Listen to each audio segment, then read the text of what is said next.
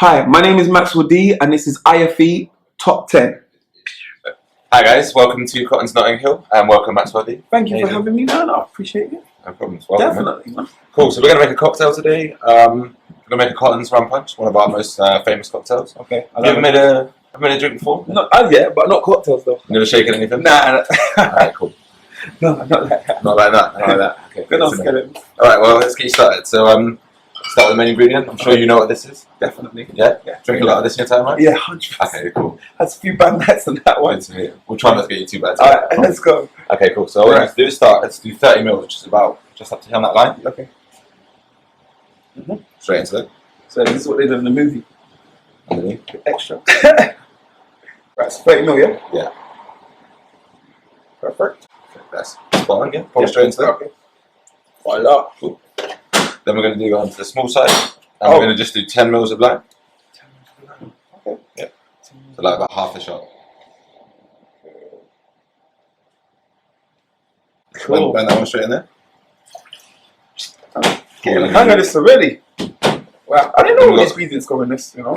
Orange and pineapple. So if you use the jigger, just want to do the big I side. need to get one of these. This is what it is. I need to get one of these. This is what it is, and this is what makes it really happen because you can measure it out nicely. Okay, so when you pour the orange here, yeah.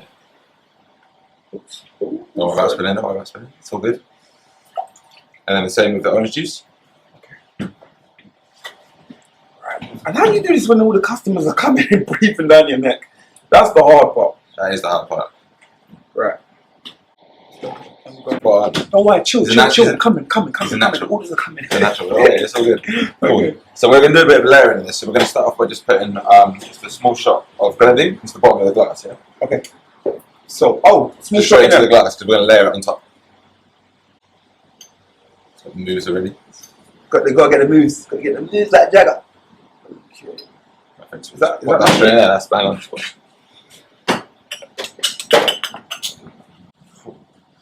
Right, clear these ones out your way, and then just add some ice into here for you. Okay.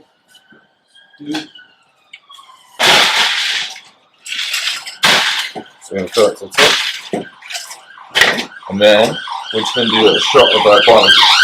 So we'll just pour that straight in like that. Okay. Yeah, I don't want you to get it. Perfect. Just like that. Oh. Cool. What is that red thing you just put in there? That's grenadine. Grenadine. So it's like a syrup. It's made from like raspberry, vanilla. It's what makes it sweet, basically. I need to write these ingredients down on the leaf. Don't worry, I'll give you a bottle. Yeah. I'm definitely getting this at home. So where we going next? Are you put more ice in here? You're going to shake this, yeah? It's the exciting bit, yeah? Oh, so we just put that on top? Now, this is the part everyone sees. No, oh, see, I'm getting tired. I don't want you to spill it on your hand. That was what was going to happen. That is so just, before you do anything, I want you to hit your hand down that time you can. Perfect. That should seal it. Now turn it upside down. And here's the fun part. Yeah? You have to shake it.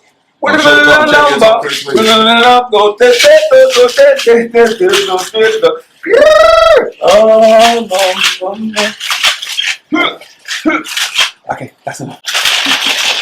It's freezing. It's good, I like it. I can see you in the sequel. I can see you in the cocktail too. Listen, I'll be in there, man. Yeah. You and Tom Cruise together. Definitely, man. Straight up. Cool. So just gonna put that on top. I just want you to hold that on with your index finger and just pour it over the top slowly. Index finger like this? Just bring it out with my fingers underneath, just like that. Oh, it's a technique. Cool. Okay. Okay. And then just pour it slowly on top. What that is? Yeah. Leave a little bit of room at the top. Keep going. Keep going. You can do a little bit more. Got to get the money's worth. That's it. You want to get as much rain in there as possible. Oh yeah. Then in that case. So you got there's a little more rum to come in. Don't worry. Huh? It's not you got what? More rum. How? So you just pour a little bit on top there with this. This is woods. Oh, so how much rum goes into a rum punch? A lot. So you got the rays and you got. Yeah. So like a normal rum punch, like a classic rum punch would just be ray, but this one's got two different kinds. Alrighty then. And then. You spot on. Is that banging? That's good. You got the little layering on top. Them is for the drunkens. So for the drunkenheads. Beautiful. And now we just got to make it pretty before. Yeah, that's the part I wanted to understand. So I made this one for you earlier. Oh, that is something we made earlier on. Yeah. It's heart attack. Yeah. One day heart attack. One day heart attack. And then, tell me that don't look good. No? Yeah, that looks beautiful. Has it got to be set? It's got to I just want it to stay in there. Nah, you got it. That's done. one cocktail, one punch coming up, sir. We'll send that to Hollywood. That's your interview for the next sequel to. Yeah, that should be my interview. That should be like, look, I can make rum punches. You can get me in. Yeah. So I want to use this for CV purposes. Yeah. We got Tom Cruise on Instagram. I'm just trying to at him right now. Actually. Yeah, send it over. Awesome. Okay, thank you so much. No problem, man. Thank you, man. So that's how you make rum punches, yeah? Yeah, that's okay. I'll be back. Peace. Oh man. There's the Cotton's rum punch. Once again, thank you for coming. Thank you for having me. Pleasure for having me. Thank you for having me. Sorry. It's a pleasure to have a Grime OG original. Wow, that title, man, comes with a lot of stress. Nah, it's good. I appreciate it. It's just early. We're just young, my age, time. You know, where God inserted me in the world at that particular time, and yeah, so it's good. As one of the originators of Grime, describe some of the differences between the Grime industry back then when you started and what it's become today. Okay, when we first started, there was hardly, the technology wasn't the same how it is now. You know, we never used, say, when I started Grime, it weren't really about YouTube, it wasn't about views, it wasn't about nothing. It was more hardware like DVDs, physical copies, records, you know, it was more of a physical, there was no digital print. So it was like, you know, you see what you get, you buy, you sell, you know. So it was the whole world was different at that time. So if we really break it down to, you know, how it was. So for us, it was just more of like a hungry, a passion, a sport. Like there was no money involved like that. It weren't like, don't get me wrong, I have to say, for the Grime heads, for them, that's what they experienced. For the new heads that were coming into Grime. For me, I already experienced the UKG scene. So, got deals, got lawyers, you know, been in the charts, really established. So for me, it was a completely whole new world. But because of the group that I was in as well, you know, we weren't typical UKG heads. We were like street, raw, underground. And I'm, you know, come out of prison and I'm street, I'm from the ends and all my friends are XYZ criminals and doing whatever. So what I had to say over garage was nothing positive. Not really, it was just what I saw. So I was just using my real life lyrics over garage. And then the producers in the garage scene and in my group, like Wiley and stuff like that, started making like darker, rawer, bassline, instrumental stuff that influences where we're from, like whether it be hip hop kind of instrumentals, dancehall orientated kind of things, and people that are you know, like More Fire Oi and Chubby Dread, all these people that were in the scene, we were just making that certain style of music what we like to MC over. So it was more based for the MCs instead of, you know, DJs two-step mix party the crowd. It was more like rock. We just want to spray some bomb. It was go hard in this tune. So the song started coming like that, and then before you know it, we was going to dances, dropping these kind of songs, and it just be taken off. And then the original Grime platform that allowed us lot to kind of push through Grime from the back of the garage was Sidewinder. A rave called Sidewinder, which was a garage rave, but then eventually evolved into like a lot of Grime acts coming on there. So we, like, you know, Pay As You Go was like the beginning of that era. We was like the last of the UKG scene, but the beginning of the Grime scene. Then when we broke up into like, it's like an atom bomb. You know, you got me, Wiley over there, Target over there, Genius over there, Ace, Major Ace passed, rest in peace, passed away, Plague, and all these different people, God's gift. And so when I now start describing all the people that were around us, so I'll start with Major Ace. Major Ace went to Northwest London. He was more around them lot. So he started a group after he left Pay As You Go called Special Delivery. In Special Delivery, he was recruiting artists like Flirta D, Bashi, Red Rum, all of that little circle. So that's where they got a shine through him. Then you got Wiley. He went off and he done Roll Deep. In Roll Deep, you got Dizzy, Tinchy Strider, Flow Dan, Breeze, and the whole Carnage and all that world. And then then Ace as well kind of slyly done a bit with East Connection as well. And then I broke up from Pay As You Go and ended up going in East Connection. And in East Connection, they were friends from my area, but we had like the Nicky Slinton who directs the Intent, is the director for the Intent, like him, me, Major Ace, Quad Skiff, who was already in Pay As You Go. But around that we brought in Lady Fury, we had like Diesel, we brought in And eventually, like, Ace brought Bashi over. So we kind of like, we're still separate, but we still kind of like linked up with certain other people. So eventually, all the special delivery formed into East Connection. I was in East Connection, but it was like and then Rock Roll Deep were over there. So in the end, it was like two separate groups. And then God's Gift weren't too happy, so he went off. Then he went off and done Mucky Wolfpack. And in Wolfpack, you had Stamina Boy, Discarder, all these little grime MCs that are known today, so large. And who's the biggest artist? Merkston is one of the, who's like Wretch 32 and all them lots. So he was one of the artists that Gift brought all them lot to us, and we was like, oh, who are these guys? And it was, those times it was just like going on radio, spraying your bars, who can stand up, all of this, do your mixtapes or whatever. So that for me was like the beginning of grime culture.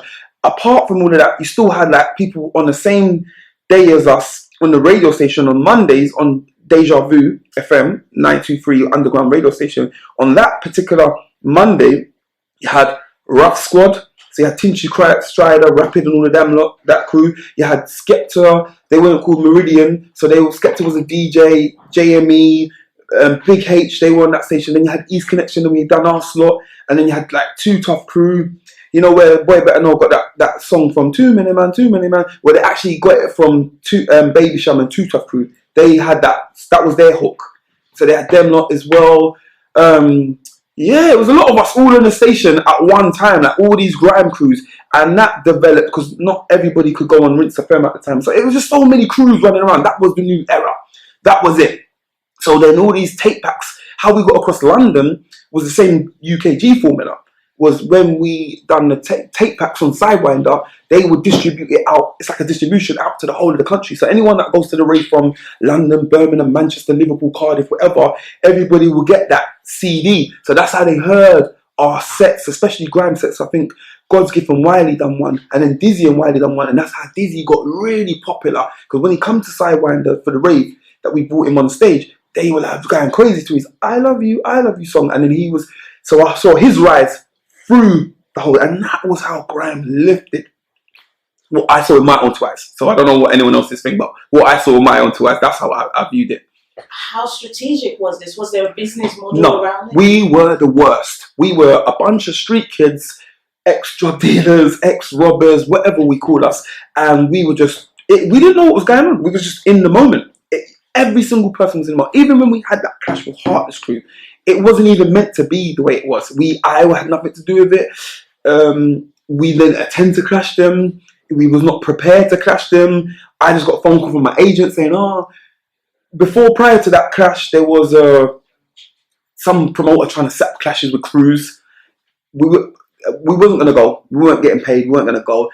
That when we found out Heartless Crew turned up, so we're like, why are they not turning up? So I'm like, funny, I swear I spoke to you. You said you weren't there. So we kind of didn't really trust them. That was too tough. So then we got a phone call from one of our agents saying, guess what? Heartless Crew are going after Pay As You Go in Watford, Destiny's Watford, and it's only Gift and Wiley there. So me and Asa are coming back from our show, and we're like, what? Nah, we gotta go different. Like, make sure the guys are alright. Drove to Watford, got there, and then it all kicks off. And then we're just like, what the hell? We got buried. Like, we just literally got buried because they come on after us. And like, it really, it was one of those things, man. It was just, yeah, that's for me how grime evolved in a short space of time. It was much longer and much more in depth, but that is the quickest synopsis I could do of about grime culture. Yeah. Jungle and garage didn't last as long. Well, I mean, it still kind of lingered, but it didn't have the kind of prominence that grime has now. Why do you think that is? It just evolved. Jungle evolved into drum and bass, which was more or less, I think, less reggae samples, because that's what jungle was called. It was mainly because of the dancehall samples that they used to put in there and the bass lines and stuff like that. And I think that got evolved more into the drum and bass, more harder, more more D&B, more Goldie, more metalheads, more. So that kind of shifted the culture of people that were going to those raves. I'm not saying that they didn't stop going to the raves, they didn't stop going to drum and bass, they didn't stop, but it just evolved into that, where all the street people and the underground kind of shifted more into garage. Like, that was the new thing. That was the place to look cool now. That was the place to go to and, and boo and do all your madnesses. And then with that, Same thing. As soon as the whole hood and everyone wants to get their hands in it, and then the corporate companies come into it, they're like, right, can we make money off this? Okay, cool. Yep. Buy, sell. Oh, actually, he didn't make much money. He didn't make much money. You know what? This thing ain't really working for us.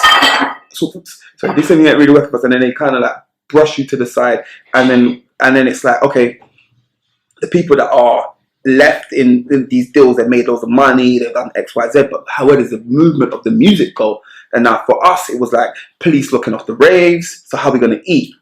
You know what I'm saying? So then they had a lot of the older heads saying the young kids are spoiling it, and it ain't us.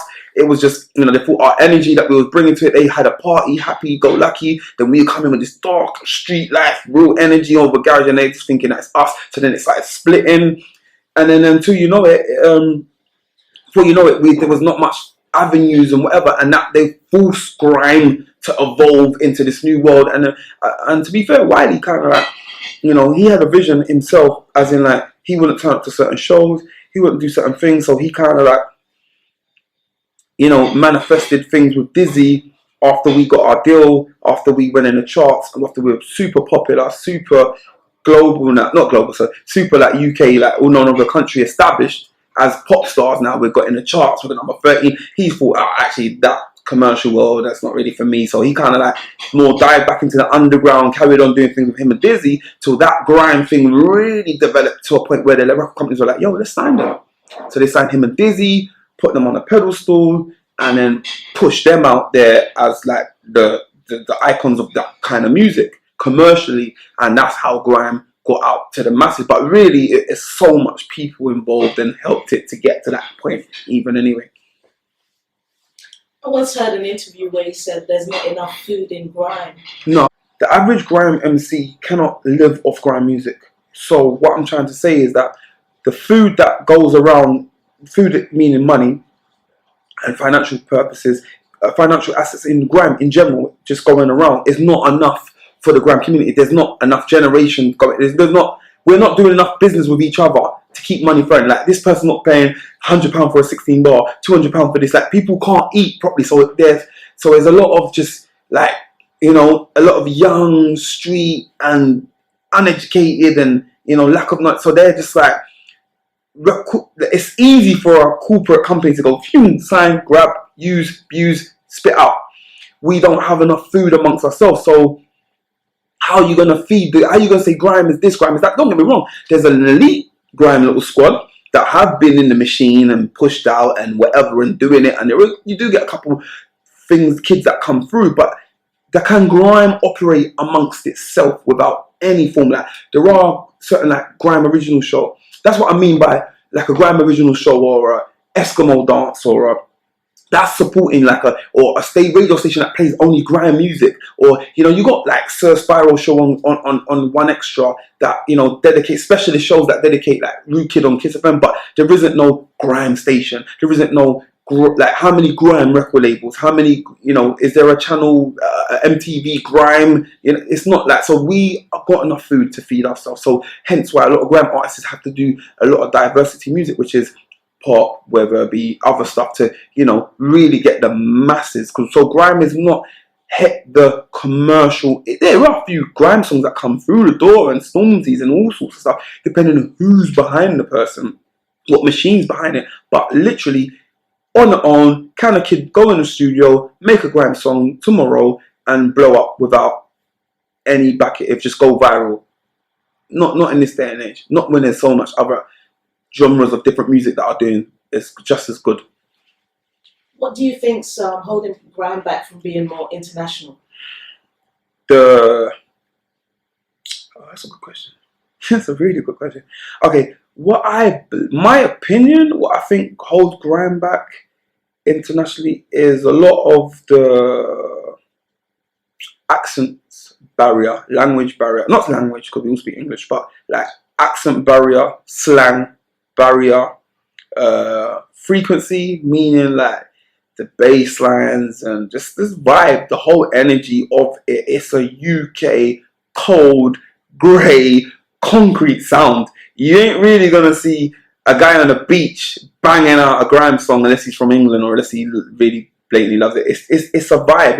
It's a energy towards it. So yes, hip hop has that same energy, but if you not noticed, with hip hop they evolved. They evolved. They put singers on the hooks. They, put different sort of beats. They merge with Jamaican artists. They merge with, they make it. So it expands. I don't think grime. I don't think the problem is the leaders of the grime. And I will say this, and I'm going to say this in camera. The leaders of the grime culture are not educating their grime fans enough. So the grime fans are lost. The people are pocketing, making money. They're doing great.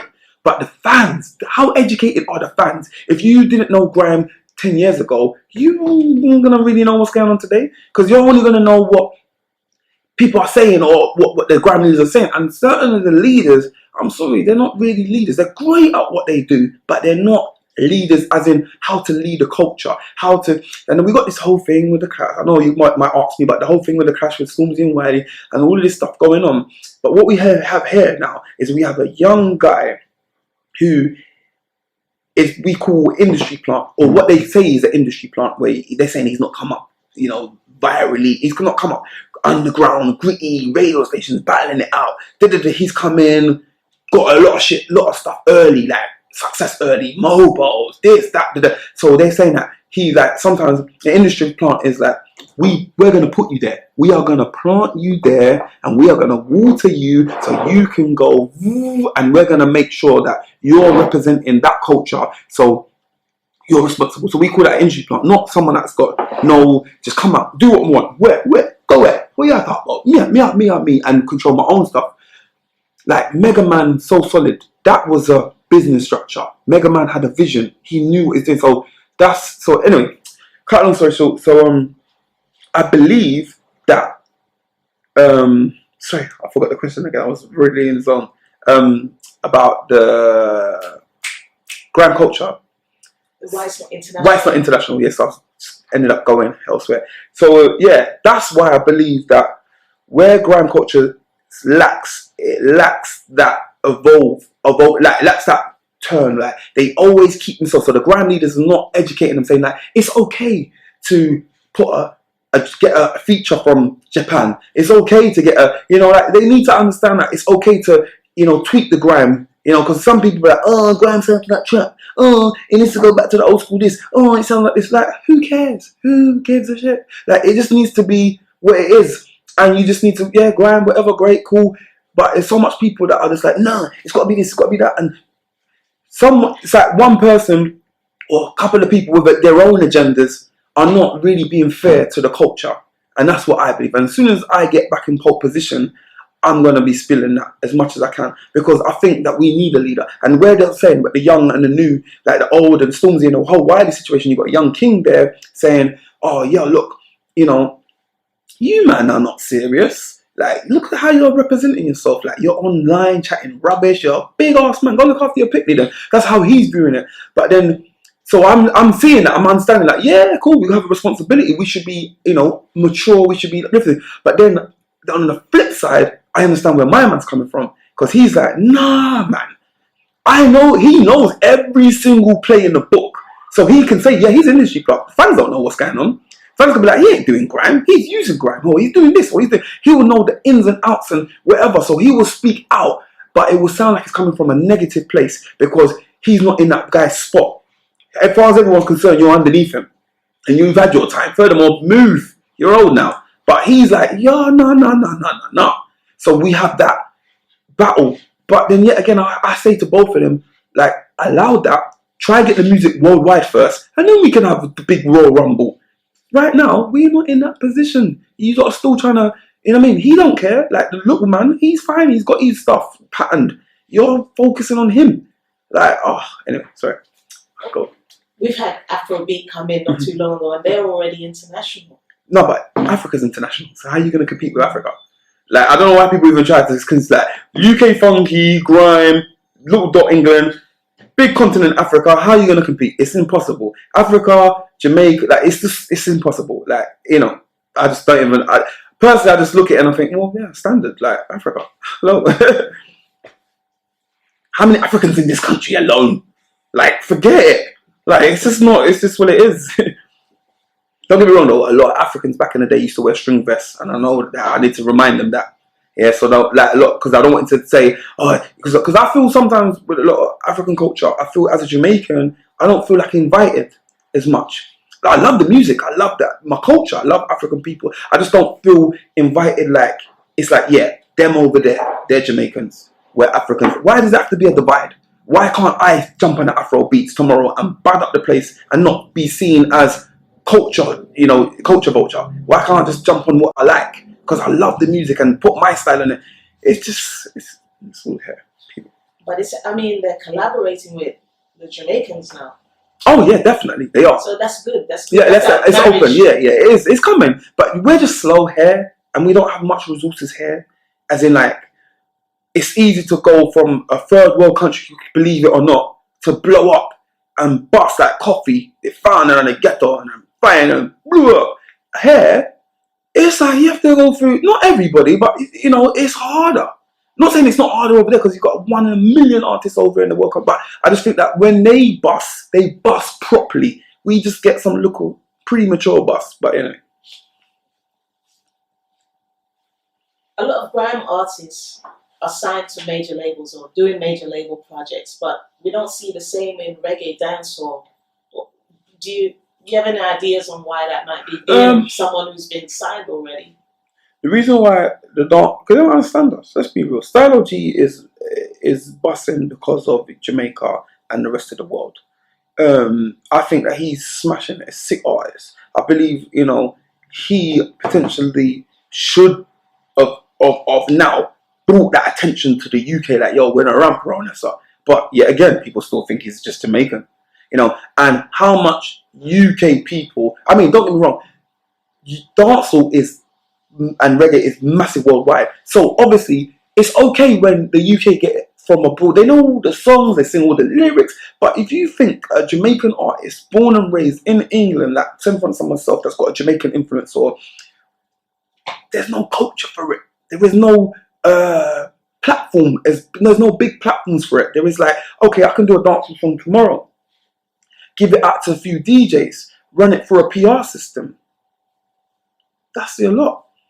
I can't do a big video, but I have to go through this barrier, get through the UK barrier, get accepted over here. Then you got to ship it out to the other areas of Jamaica. Then I got Jamaicans that, what are they gonna say? Ciao man, you from England doing things. But they don't really rate it. The far as they're concerned, you got a foot up palace, live nice. Them on the Godfather and the body. They don't. What can I say that's gonna relate to a guy sitting in the Gaza when I'm sitting quay and like in my Nike on my feet, me have Gucci on my back, me have earpiece on my wrist.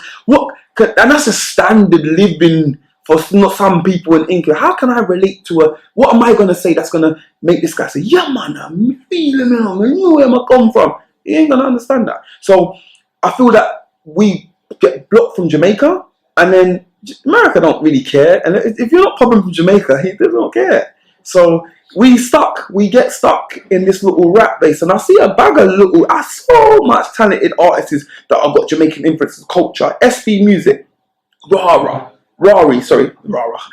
and them lot, that's my cousin. He produced Pina Colada, yeah, Roots and SB music. Now, them lot have got a little something going on, but yet still they should be massive because that's what's going on. But anyway, I mean, you guys here will still get some major label attention, whereas as big as those Jamaican artists are internationally, their music's known, they're not getting a major label interest. No, but they don't need it. That's the trick. They think so because they believe that, yo, my man, we get my music up. All they got to do is just continue to do what they're doing and circulate the music amongst themselves, make their little show from their money. And then when the labels will come, they want to come when they know it's hot and they want peace. You have to make your stuff hot enough to be like, yo, coffee. So it is possible. But you have to be an exception. Unfortunately, in Jamaica and stuff like that, there's so much born bred. For crying out loud, you produce Bob Marley. How are you going to compete with that? You got Super Cat, Bob Marley, Ninja Man, Beanie Man. How are you going to compete with these worldwide greatest artists? Who are we on a Jamaican dancehall level going to produce from this country? Who we got? Sweetie Ari, General Levy, from back in the day, Top Cat, all of them man there. So then we go back to the younger generation, the new up to date now. Who we got? Who? Style. You had our little circle with the grime lot that are doing a little British / grime, but how many straight up just a dancer me out here, dancer show me out here, Stylo, Prince Akeem, the Rara you. That's it, you know what I mean? Right? I can't see anyone else. Not many. There are must be loads out there, but I don't see. What's his name? The other you as well. Oh, what's his name? Forgive me. I want to see his name on camera as well, just so I give him a little big up still. Oh. Tonto, not Tonto Metro. That's a Jamaican artist. It's a UK. Not. That's Jay Huss that done Nino Bob. It's another. I forgot his name. It will come back to me later. But anyway. Grandma? No, he's from South London school. Something boy or. I'll find it. It's gonna come back to me. Anyway, so let me not stall it. You've been releasing a lot of music lately. Yeah. You've got an album out. Two, yeah. Growing Pains. Oh, so yeah, the other one is an album as well. Well, it wasn't meant to be an album. It was just like I just had more tracks than an EP. So I said, I'll just go to an album then, innit? So because it was just like that's not something that I would go away and say, right, that's a grime album. But I just called it a grime album because it was more than songs over an EP. So I thought, okay, just have that then. Because my main focus was Growing Pains anyway. It was just to show the audience that, actually, I've always been grime. I am grime. It's what I do. And this is how I sound like today on grime. And this is how I sound like today with other genres of music. But yet again, a lot of that stuff that I put out was stuff that I was sitting on. Because, for me, I'm tired of just stuff just staying in the computer, getting grey hairs and just getting dust. I was like, no. I've worked so hard. People need to hear this. I don't care if, something's done 2 years ago, 3 years. I was just like, right, it's called Grime Pains. Let me pick every part of every concept for the song, for the album has to be a part of Growing Pains. So whether it be songs like Backstabbing or your Bretren's Backstabby, Butterfly is like Open Mind, Third Eye, Growing, Life, whether it be Parked Up, Domestic Violence, whether it be I Love You, Love, Growing, Husband, Married Now, like all different parts of it. Open Sky, really controversial song, grime, controversial song about the government and politics and stuff like that and how they got us in the community and that. So yeah, I just literally said, right, Growing Pains is for that. And it's about time that I wanted to, I know what I'm capable of, but I do feel sometimes I let life get in the way of my artistry because I'm father, husband, look after my family as much as I can. So I'm only one man, and I'm a very funny kind of guy. I've been through so much trials and tribulations in the music industry. So it's about, getting your money together, about looking at about business and where you kind of go in the next 10 years. I'm 4-0. You know what I mean? So for me, 10 years is 50, man. I'm not 20 going on 30. So my whole outlook on life is completely different. So for me, it was like, I need to release some good body of work that shows my age, shows who I am today. And yeah, that's what Growing Pains was about. And Grime was just some fun. I was like, I can jump up and down with the little pitneys them if I want and just give them what they want. And yeah, that's what it was for. Because I can hear the difference in your sound. I mean, it's so much more aggressive and. Oh, in the grime world or the grime? Oh. The new material. Oh yeah, okay. Sound more my age, more older, more potent, more. But aggressive as well. Okay. I don't know. It depends what songs or what. It depends I don't know, man. Even the one with Grime OG. Grime OG. Yeah. Oh yeah, that is a lot of There's a lot of angry songs. Not angry. I'll say there's a lot of with Grime OG. It was like raw. You got with Grime for me, where I'm coming from. I had nothing nice to say. Not nothing negative. It's not a loving kind of genre. It's not it's more like a grime as a clash rap battle, battle rap. And it's not no one in particular, but I have to put my presence, so I might sound a bit I don't need no permission to enter the grime scene, and it's just it's raw when I play it to somebody who's who upset you? I'm like, no, nobody. It's just that when it's grime and grime, you see, you got to attack. That is what grime's about. Who's the hardest? You know what I'm saying? So yeah. I mean, you've already started January on a high level, two project releases. And I've got one coming in May. What more can we expect? Love and War in May, and I've got another album dropping in May. I started to release the singles. I've got a single coming out this Saturday. It's called Wongo. This album, to be honest, I've been listening to it recently, going through it, and I was like, right, it sounds more. It's got more of a dancehall element. There's a song on there that I'm shooting a video for next month called Love Them. It's one of my favorite songs. Like, I'm excited. It's a dancehall song, and I just wanted to, you know, I want that. Yeah, I'm excited. So, and actually, a lot of the singles that I'm releasing off this album is like a more of a dancehall kind of vibe. So it's called Love and War. In life, everything's about love or war, love and hate or whatever. So I've just kind of, that's the concept for it. You know, there's like love songs on there or there's war songs in there. So yeah, I'm looking forward to that one. You know what I mean? It's be out at the end of May 30th.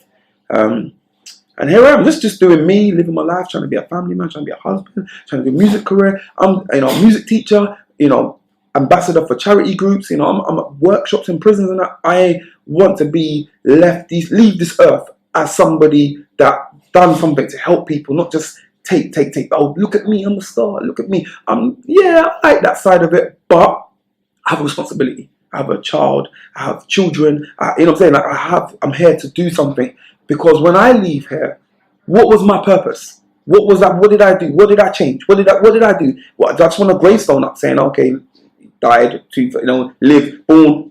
No, man. No. I know I'm here to touch people. I know God give me something to help other people. So that's what I'm here to do. So as you get to this age where I'm at now, it's like learning, and I'm still learning. I'm still learning new things and trying to keep up with the kids in a digital age and life. So yeah. That's where I'm at. That's wonderful. I mean, on that note, you ended it nicely. Thank you. Thank you so much. Thank you for having me, and thank you for interviewing me. I really appreciate it, and I get to spread my message across to people, and hopefully one day, you know, someone might see this interview in 2-3 years time and be like, I needed that. And that's what it's about. Hope you liked our video. If so, subscribe. Don't forget the bell for notifications, and give us a thumbs up. Let us know what you're thinking by writing a comment, or visit IFETOP10.com for more entertainment news. Thanks for watching.